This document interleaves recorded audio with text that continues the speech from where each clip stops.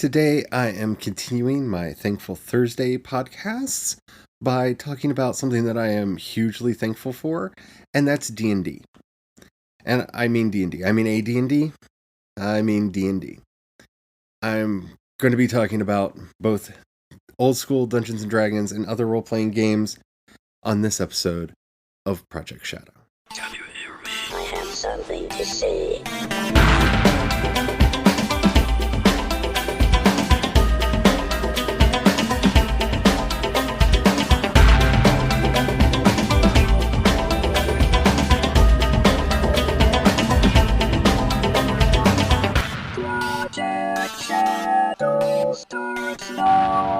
Hello everyone, how are you doing today? My name's Charlie. You might know me better as sci-fi fantasy writer C.E. Dorset, especially if you're reading my latest book, Crucified by Love.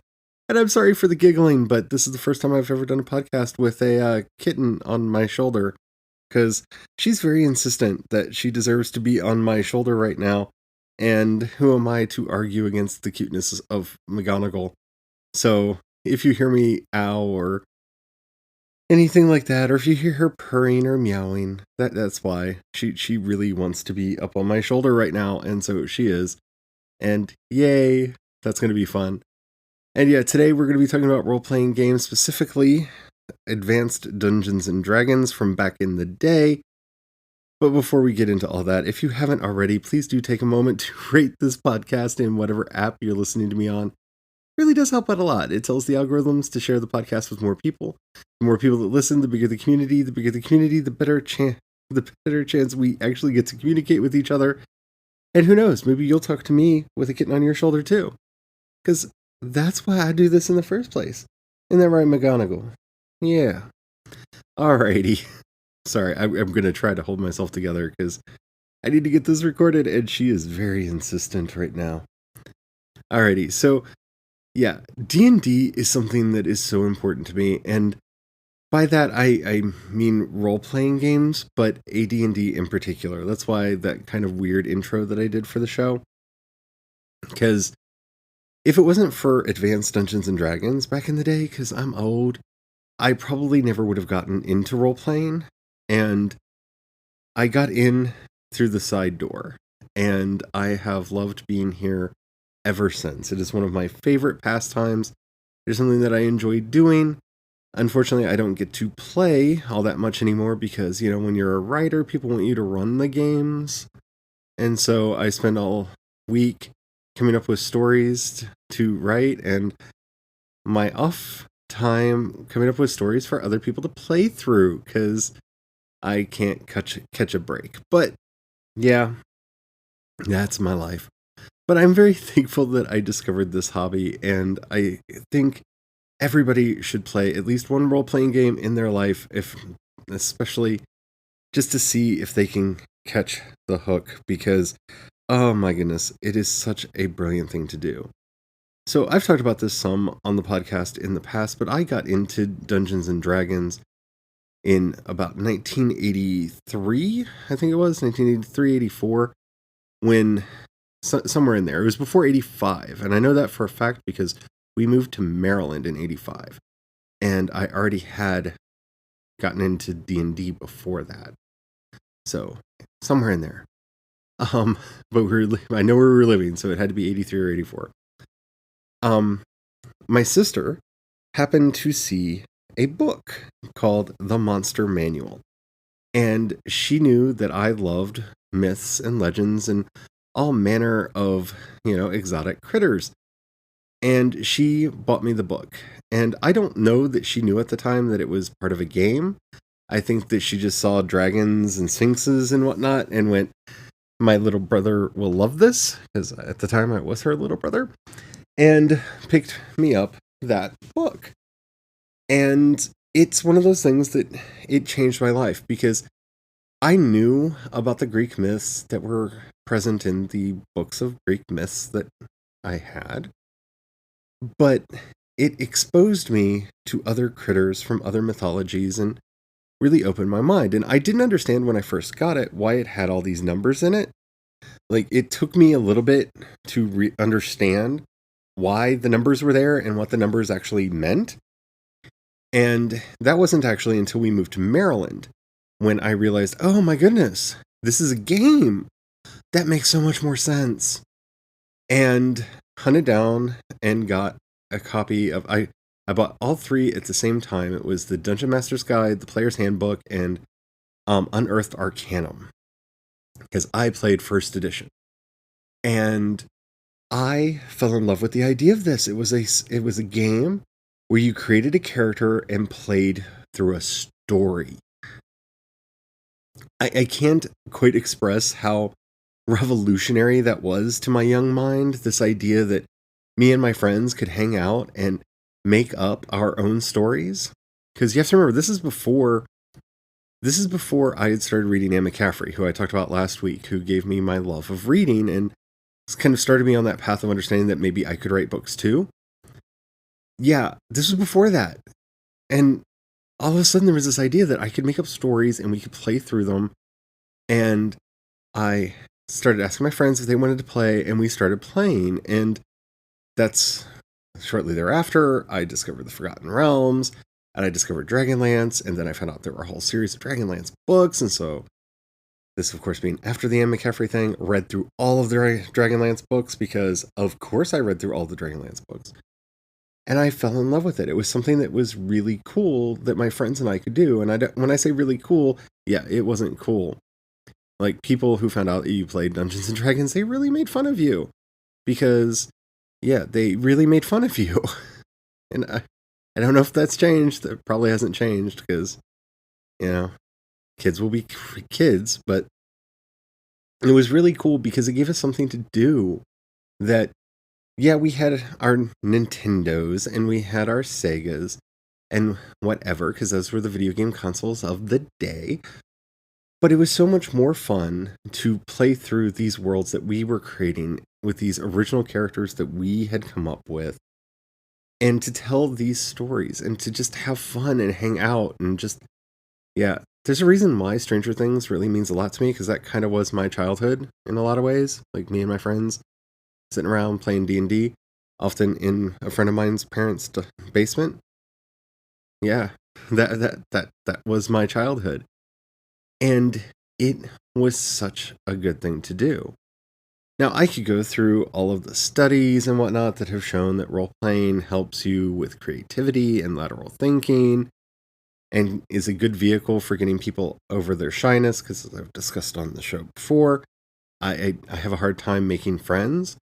And over the years, with the various games that I've played, be it Dungeons and Dragons or Vampire the Masquerade or Werewolf the Apocalypse, or I'm just going to say any of the White Wolf games because I've played pretty much all of them, or Earth Dawn or Shadowrun or what have you, playing those games became a wonderful way for me, as a very shy person who doesn't like interacting with people face to face, who gets very socially awkward and blah blah blah, to actually meet people. And most of the friends that I've made over the years, I made through these games. Some of the closest friends that I have to this day, I met a long time ago while playing in a Fast Track game, which was an awesome game. Like, if you like ship-to-ship combat, it was so much fun. But it really did help me out. And so I don't really want to go into the studies. Like, they exist if you want to go look at them. But I can tell you from personal experience, and that's one of the things that I'm very thankful for, is it taught me that it's okay to make friends. It's okay to make mistakes, because everything's up to the luck of the dice. And that, in a lot of ways, is one of the most important things that you can learn from one of these games. I mean, besides, it's not all about the fighting, and it's not all about being the best, because we're only going to survive this if we're in it together. We have to work as a team. And while I know that they say competitive sports are good for developing teamwork, they're also good for teaching rivalry. And I don't think that rivalry is a important or necessary thing to teach people. Hey, we're going to arbitrarily say these other people are bad because reasons. and actually treat those real life people as bad because of arbitrary factors, because reasons. But in role playing, we know that it's not real. We know that it's fake. We know that it's a game. And we know that teamwork is what's going to get us through. And learning that at such a young age and having that reinforced throughout my life has been one of those lessons that's so important and something that we need to learn and something that we need to reinforce. And I remember going over to a friend of mine's family whose parents played D&D and just being completely blown away because there were all of their kids, all of us and her parents, all playing D&D together and having fun and socializing and going through these amazing campaigns that her father had put together. That's magic that helps to bring families together. And to me, that's one of the greatest things about role-playing games is that they bring people together.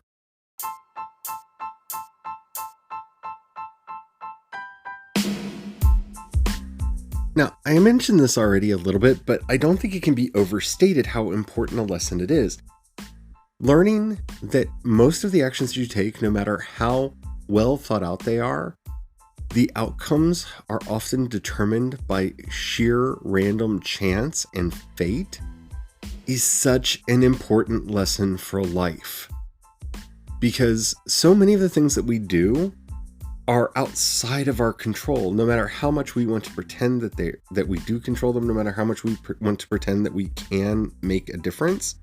The hands of fate will sweep in and take their toll and do the things that they want to do. And that's the beauty that these role-playing systems teach us, is that we have these ideas, we have these grand ambitions, we sometimes have these vast plans and strategies, and then everybody rolls ones. And it's okay. It's all right. Failure is always an option. Failure is something that just happens, and you get bummed for a little bit maybe, but you get over it and you get past it and you move on. And those lessons, I don't think get taught in competitive sports as much. Now, don't get me wrong. I don't want this to be like an all like D&D's awesome and sports ball is bad type of episode, but you know, most of the things that I've seen people have to unlearn in their adulthood, they learned from various sports ball teams and leagues that they were a part of when they were a kid. Because that artificial concept of both teamwork, where you listen, you obey, and you do as you're told, and the invented rivalries of thing bad because we said thing bad, those are not helpful lessons in life. And I think we need to be very careful how we're teaching those things to our kids and maybe not do that so much. And I think that there's ways to play sports ball without those things coming up. But the brilliance about a role-playing game is that what is rewarded is ingenuity, what is rewarded is creativity and lateral thinking. That while I often have to play the role of the GM, the game master, the person who puts the games together, sometimes these players do things that I never would have thought of. Like, okay, so we're playing through this game right now, and I like to call it The Strain Comes to Earthdawn, because the players didn't realize what I was setting up until it was too late, and the town is, like, swarmed with horrors and horror constructs, and they have to kind of fight for survival now, and figure out how they're going to save themselves, the characters that they've come to really like and care about, and the town itself. And it's been really, really fun. And so they went to this part of town and they were saving some people, and then of course they get attacked by all of these monsters. And Brian has his character has this spell that lets him blow someone back 40 yards. And he decides to pull off this maneuver where he's like, I'm going to, because he's playing a windling, which is like a fairy. And he's like, okay, I'm going to fly between its legs and I'm going to blow it up in the air. And he does. And one of the other characters, shoots at it with an arrow. And then something he didn't even think of, the game takes into account falling damage. So he knocked this thing 40 yards into the air, or that's 120 feet. And I don't know how many meters that is, because, yards to meters, that's not a thing I can do in my head real easily. But it then fell and basically went splat, because that's a lot. 120 feet, that's a 12-story building. Like, that's basically pushing it off of a 12-story building, and it went splat. And I hadn't conceived of that as being a possibility. He forgot that the game took into account falling damage. And so it was just this pure happenstance thing, and everybody was laughing and clapping, and it was just this crazy moment where a zombie went squish. And in the funniest possible way that a zombie could go squish. And that moment will be seared in my head for a really long time. Because I'm not one of those people who is ashamed of having not real memories. And that's kind of a lesson that I got from playing role-playing games, whether they be on a computer, via an MMO, or a game session where you're actually sitting around a table with a bunch of your friends. Those events happened. No, he really isn't a fairy, and he really didn't fly between a zombie's legs and shoot a gust of wind at it that knocked it up in the air and made it fall down and go splat. No. But that scenario did play out. And we all laughed, and we had so much fun going through and them trying to save these people, these NPCs that they've come to care about, these characters in the story that they've come to care about. NPC, for people who don't know, that's a non-player character. It's one of those great exhilarating things, and I have so many memories in my life of events that technically never happened because they were either part of a computer simulation or they were part of a tabletop roleplay session, or sometimes even a live action roleplay game, which is even more fun. That's where you actually dress in costume and play act the whole thing. And those are so much fun. And those memories are just as valid as memories of my real life. Now, don't get me wrong, I've never been a 1,000-year-old vampire, but I have played one in many a LARP. And I have such fun memories and fond memories of hanging out with people and doing that and just going crazy with it. And that's something that you can't take away. And that's precious, because not only is this learning to be creative, not only is it learning how to play by rules and manipulate rules to your own advantage, which are immensely important tasks for our lives. Those are things that we have to learn how to do to get by in the world in and of itself. Role-playing games have given me this whole set of memories that are so fantastical from lives that I could never really live because, like I said, I'm not a 1,000-year-old vampire. I've never been a blood elf who is a blood healer in Bar Save. I've never been an Urda in Dragonlance. But I have these memories from the point of view of that character as well as from the point of view of the player, because I got to experience those stories in real time as they played out. And the camaraderie and the friendships that have developed because of that, those are golden and those are precious. And those are things that I never would have had if it wasn't for getting that monster manual all those years ago. So now is where I'm going to actually do a sales pitch. And not because I'm actually selling anything, and you don't actually have to buy anything. There are a lot of role-playing games you can play for free. But if you've never played a tabletop role-playing game, because I think a lot of people have played the computer versions, but if you've never played a tabletop role-playing game, find one. Maybe start with Cypher or with Ryutama, or look into Japanese table talk games. There are a lot of them out there. Find one that looks interesting to you. The two that I mentioned, Ryutama and Cypher, they're fairly simple games as far as game mechanics go, and they allow you to do a lot of different things with them. So they might be an easier way in for a lot of people. It's also not D&D where there are 1,000 books that you feel like you're getting into this ecosystem where you have to buy 1,000 books to play. But find some friends and try it. Because I think you'll be surprised at what happens when you allow yourself the freedom to imagine being someone else for an extended period of time on a regular basis. It's a great way to blow off steam. It's a great way to connect with the people that you love. And it's a great way to just have fun. So if you haven't tried playing a role-playing game, please do. Because I am so thankful for getting that monster manual all those years ago, and for it introducing me to this wonderful, wacky world of role-playing. It has changed my life for the better, and I'm very, very grateful for it. And I hope you've enjoyed this episode. If you have and you haven't already, please do take a moment to rate it in whatever app you're listening to me on. That really does help out a lot.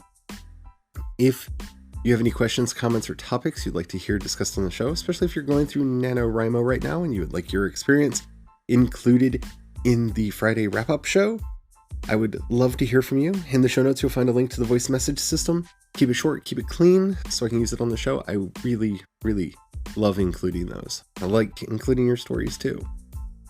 If you'd rather hit me up on social media, I am CE Dorset on Twitter and Instagram, and you can find links to everything that I do over at projectshadow.com. If you would like to join the project and help support me doing all the things that I do, you'll find links in the show notes to both my Patreon and the community support. That really does help out, and I want to say thank you to everybody who does that. But if you don't have any money right now, or you don't feel like giving, that's fine. But if you know somebody you think would like any of the work that I do share it with them. That helps out more than you will ever know. Thank you all so much for listening. I hope your Nano is going well. This episode is unfortunately recorded before NaNoWriMo started, so I don't know how I'm doing, but hopefully it's good. And get out there, write all the words, and don't forget to have the fun. Bye.